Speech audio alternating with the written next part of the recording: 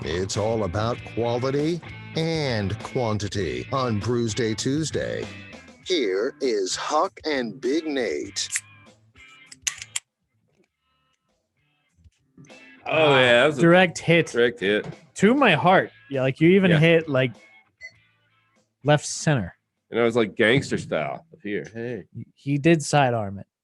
Gangster. I got my handgun fixed. Speaking of guns, I hope that wasn't it.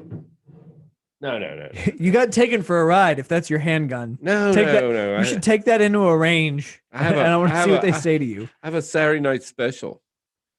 Speaking of Easter and raising the dead, and I know we're playing when we get off the air. Yeah. So we were at the cabin at the big last fling, and my friend had a new rifle, so we were firing it at the vacation rental sign because I don't need it anymore. So I said, well, I haven't shot this gun. I just pulled it out of the storage. So I hit trigger and it went click. Oh, no. And nothing. Of course, then you got to lay it down for an hour because you don't know if it's like slow burning in there. Finally, I got to open it, won't open. So, I banged on it. I sprayed it with grease. I did everything. So I'm moving to Pembroke. There's a little gun shop there. So I went over and they're like, I said, can you look at my gun? And they go, yeah, where is it? I said, in the Jeep. They go, what happened? I said, well, I tried to shoot it, didn't shoot, now it won't open. Because it's locked and loaded. I'm like, it had a whole different connotation of locked and loaded, right? Apparently, it's a bad thing. I always thought it was a good thing. But anyway, long story short, guy ran a dowel down the barrel, $6.50 later, it's working again. So that's not bad. I love the locked and loaded bit. Yeah, like what? Same experience. But I was like, you know what? That's a very accurate description based on what Huck just told me. It is, but I always thought locked and loaded was like ready to go. I'm packed up and I'm ready to hit the road. That's the way I've always used it. But this guy's like, oh, that's a problem, locked and loaded. I'm like, no, that's a good thing. We need to reappropriate that as a bad thing. But I think it's supposed to be. The problem was I had it in a Jeep and it got wet, and I noticed, and I went ahead and greased it down, but I didn't really do anything. I didn't open it up really. But what happened was the water got in the shell and I got my powder wet. Never get your powder wet, and so the primer went off enough just to push the bullet out 1/8 of an inch. It was in the Jeep and it got wet. Yeah, you obviously don't have. Well, you have a Jeep, but you don't have a real Jeep. I don't have a real Jeep, so yeah, it doesn't matter. Elaborate. I have a hard top Wrangler, and then this is a true story. Is like when I noticed that the passenger side floorboard had a fresh coat of paint, and that's because somewhere on the passenger side of every Jeep Wrangler there's a leak, and there's people tell you this and that, but I never have sat down and figure out what it is. And it's just the other day I pulled my floor mat out and poured the water out because it was raining. Put it back, but my right rear quarter panel where my hardtop door, I think that's where my CB wire comes through. Anyway, somewhere there's a leak, and that's where the gun was in a bag there and got wet. But when you got the soft top on or the top off, hey, the whole thing's a shower. It's a car wash inside the car. Oh yeah, that's the greatest thing about it. And Easter, just let's bring Easter back into this. That's when I usually take my top off for the year and move forward with a soft top, no top for the rest till late November. So pretty Thanksgiving, soon. Easter and Thanksgiving. Those are my 2 times. Brewsday Tuesday. We're going to be shirtless. Going forward. The only thing is that I've learned is now I got all this long hair. I got to have headbands or hair ties. And yeah, that hair will poke your eyes out at 70 miles an hour. Yeah, you're kind of like me. You've got thicker hair. Yeah. And it's kind of coarse. See, all throughout high school, early college, I had really long hair. And that was the worst part is you've got to like put on a hat. And that's kind of where the whole hat thing started for me is, if you've noticed, I've worn a hat for every Brewsday Tuesday. Yeah, it's backwards. It's just keeping the hair out of my face. Kind of defective. Won't keep the sun out of your eyes, will it? Well, that's what sunglasses are for. Okay, fair enough. So what are we drinking? That's, I suppose, important. We went past Jesus. We took care of that in the first segment. So now we're going to, we got alternate religions or whatever, So I got the Lucky Buddha enlightened beer. Okay. And it bottles like Buddha. But it says when you look at it, the sign says, or somewhere it says, That looks like less than 12 ounces. it could be good luck or bad luck. You're right. It does look like Is that on the metric system? 11.16. Unacceptable. Now you've got a good eye. I mean, it's like 0.8, 0.84 less. That's ounces. Full disclosure, I didn't guess that. That's just something I know about the Lucky Buddha. 4.8%. Yeah, an even number of. Well, they had to do that because of all the not, extra money to build this bottle. And that's the other thing. That's a hefty bottle. Yeah. Like if you took one of those off the head, lights out, ladies and gentlemen. I'm gonna carry it in my car as a defensive weapon. Well, if your gun's locked and loaded, you might need it. Yeah. Well, that's an offensive weapon. It's offensive to a lot of people, but I don't care. I've got the Two Roads Wee Demon. It's a 95 calorie IPA. Yeah, I only got that Huck for the name. For the name, Huck only. clearly thinks I'm getting fat, so he brought this. It's 3.8% ABV. Well, see, now you'll be able to do the rest of your show after this. But they're calling it devilishly hoppy. It is devilishly hoppy. There's definitely some hop notes. It's intriguing. I really love the artwork. When you pulled it out of the cooler, just as much as I had a visceral reaction to Sweet Baby Jesus, which of course found its redemption, I did have a gut reaction to this as, that's going to be a lot of fun because, the devil on Beerster. Well, a demon, but let's be real here. If you're watching the video, you can see so I thought it's the devil pitchforking some hops. I was just looking that up. I thought Two Roads got sold, but apparently I don't think they did. So I would have been wrong to say that, but I thought they did. Two Roads still not sold.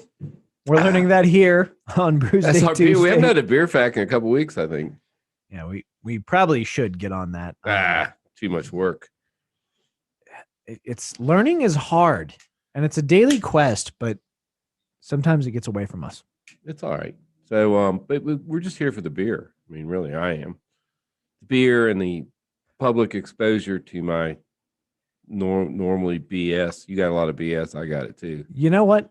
I'll bail us out on this one. You want to learn a beer fact? Yes. I mean, I'm sure you already know this one, and maybe a lot of people do, but we're here for the beer. The Book of World Records, Guinness Book of World Records. That's not a coincidence. The Guinness Book of World Records was started to settle pub battles by one and the same. I did not know Guinness. that. Really? I did not know that. Yeah, it was.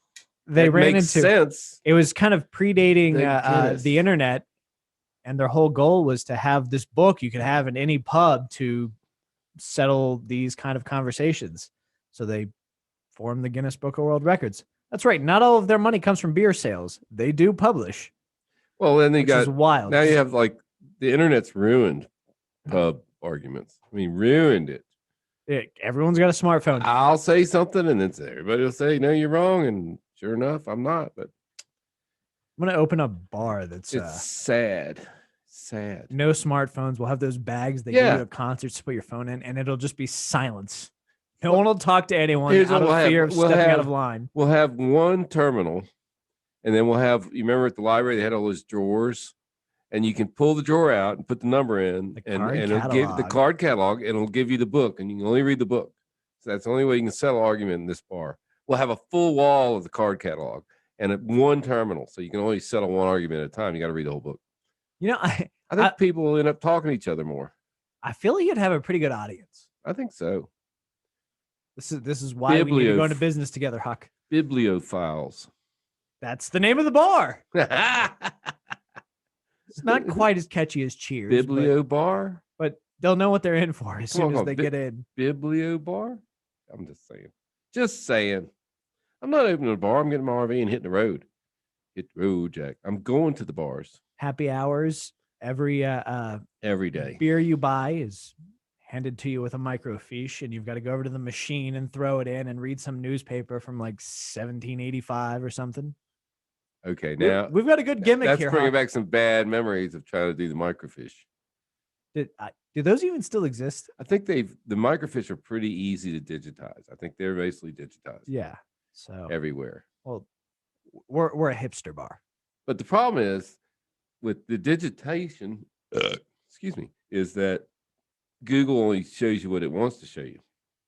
So trying to find stuff in Google anymore. The other day I was looking for something. I'm trying to even remember what it was, but it was something to do with my Jeep. I needed a specific piece of information. And before I could get to a single forum or blog post, there were 14 ads. So I got a little perturbed and I went in there and I tried to get rid of ads. And they said, yes, just do this. So there was 13 ads after I did that. Incognito tab. Is that what it is? That's usually my trick. That's how I get past newspapers. Drives me nuts. Yeah. Any newspaper that's putting their article behind a paywall or you got to take a survey is doing a great disservice to the public. I know print is largely dead. However, journalism is still incredibly important. And if I have to take a survey before reading your article that you gave a clickbaity headline, yeah, well, but you're just being jerks. But beyond that, if there's a news aggregator and they put it on their page and I click on it and I get that, then that's why did you put it on your page if I can't read it? You're the aggregator. You're supposed to take care of paying for ads or whatever you do, because I look at your page every day.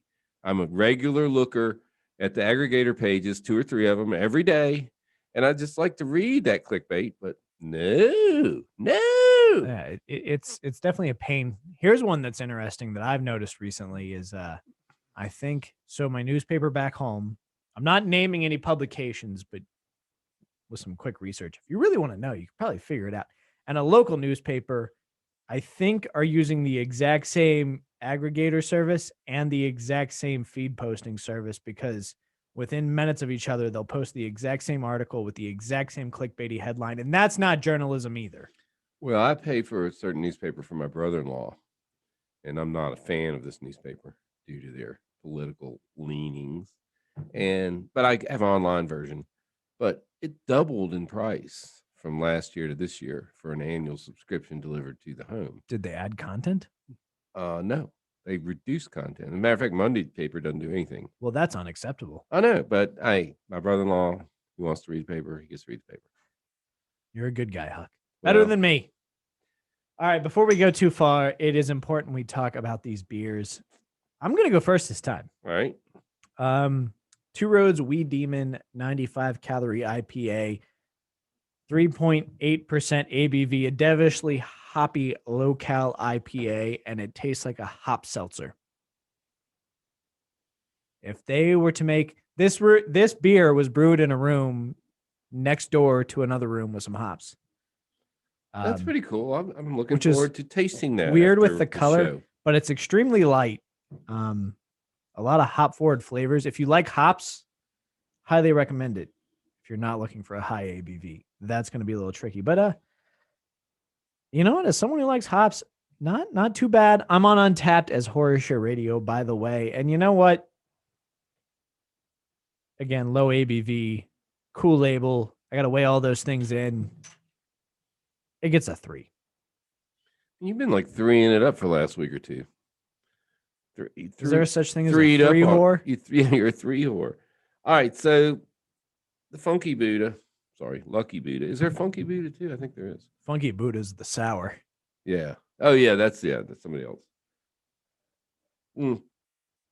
It's a beer like every other beer. It's a little thicker, but it's a lager. It's okay. 3.5. Do you think if it were in a dark bottle, it'd be better? Well, it's not skunked, even though it's in a green bottle. But then I kept it in the darkness, and it came from a dark beer store. So it didn't get a really chance. You're probably right. I'm surprised it's not a little bit skunked. That's something although it's definitely, you can feel when you grab the Buddha, it's a thicker glass. It is. So I wonder if that plays a factor in the way the light refracts through it and everything. I don't know. It's a lot of science I'm speculating about, and we're not a science show. We're a beer show, damn it. Well, we might be scientifically inclined sometimes. We start talking about, making beer, then we'll be more scientifically inclined. That may be something we have to do down the line. In the meantime, it is time to wrap up another edition of Brewsday Tuesday, brought to you by the Cellar Restaurant and Six Pack Store. Back into the Rock here on 105.3 The Bear.